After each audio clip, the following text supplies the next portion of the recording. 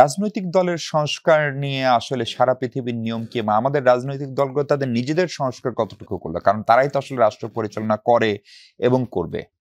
আচ্ছা শুনেন, রাজনৈতিক দলের সংস্কার বলতেছেন, রাজনৈতিক দলের এই যে ফান্ডিং, মানে তাদের যে অ্যাকাউন্ট যেটা আর কি, এটা কি কোনো অডিট আছে? এটার কি কোনো অ্যাকাউন্টেবিলিটি আছে? কোনো নিশ্চয়ই অ্যাকাউন্ট? আছে। তারা তো প্রতি বছর নির্বাচন কমিশনে এগুলো জমা ফেক, দেন। এগুলো সব fake. We all know, we know all about it. একটা হচ্ছে পেপার পেপার ইয়ে, আর একটা হচ্ছে মানে বাস্তব, দুইটা ডিফারেন্ট। পেপারে যে মানে ইন ব্ল্যাক অ্যান্ড হোয়াইট যেটা আছে, আর বাস্তবে যেটা সম্পূর্ণ ডিফারেন্ট।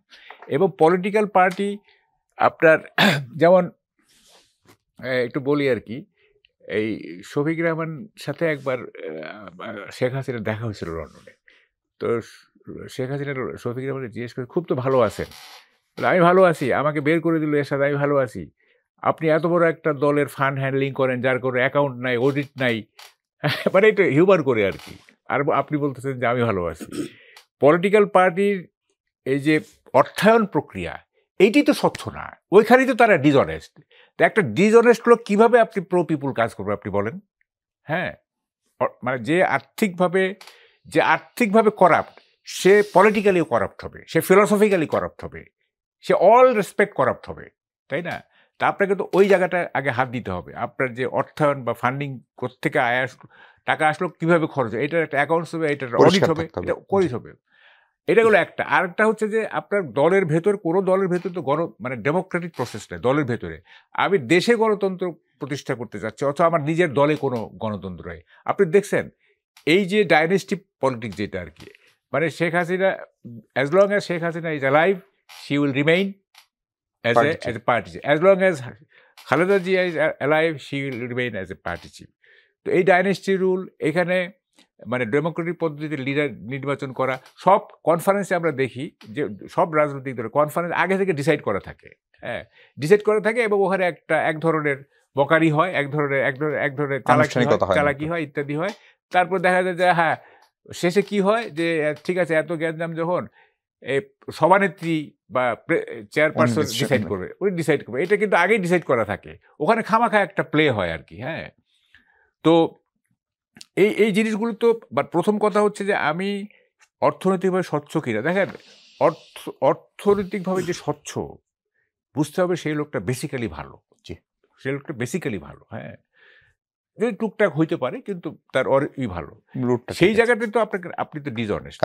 জি, মঞ্জুর ভাই, আপনার কাছে প্রশ্ন হচ্ছে যে ধরেন এই রাজনৈতিক দলগুলো সংস্কার না হলে, কারণ তারাই তো রাষ্ট্রীয় সংস্কার, প্রাতিষ্ঠানিক সংস্কার করবে, সেটা আসলে কতখানি কাজে দেবে বা এফেক্টিভ হবে? আমি ওটাকে একটু অন্যভাবে বলছি, এই জন্য যে আমাদের একটা বিশাল একটা সুযোগ ছিল, মানে আপনি যে রাজনৈতিক দলগুলোর স্বচ্ছতা, জবাবদিহিতা এবং যে জনগণের প্রতি যে তাদের দায়বদ্ধতা করার, আমি রেসপেক্ট নিয়ে, with due respect to professor Ali Riaz সাহেবের কাছে যে সম্প্রতি আপনার যে ঐক্যমত কমিশনের যে বিশাল রিপোর্ট হয়েছে, এখন আমি একটু আমার মতো যারা প্রবাসী থাকে তাদের মধ্যে একটা কি বলবো, একটু চিন্তা করছি যে কেন এরকম, মানে এটাকে এত কঠিন করা হলো কেন।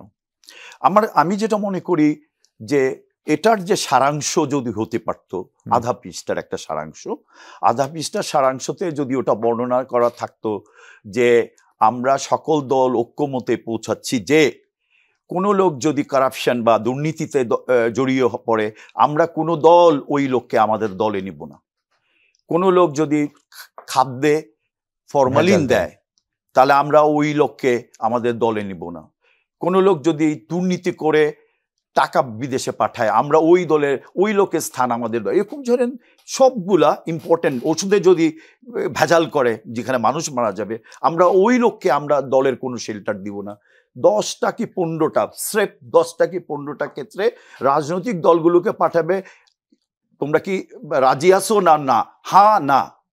যদি না হয়, প্রেস কনফারেন্স করে বলবে যে ওই দল বলতেছে যে দুর্নীতিগ্রস্ত লোককে আমরা বলেছি যে তোমরা দলে স্থান দিবা না, ওরা বলতেছে যে না, মানে তার মানে ওরা নিতে রাজি।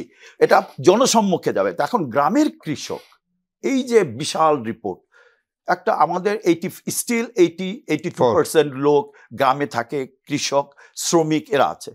এই যে বিশাল ঐক্যমত হলো, আমি তো বুঝি না ওনারা কি বুঝবে। তো এই যে সাধারণ ছোট ছোট ছোট, তখন যদি ওরা নিত তাহলে গ্রামের কৃষক বলতো তুমি না বলছিলা যে ওরে নিবা না, এখন নিছো কেন? এইটাই প্রেশারটাই ক্রিয়েট করতো তাদেরকে সংস্কার করতে।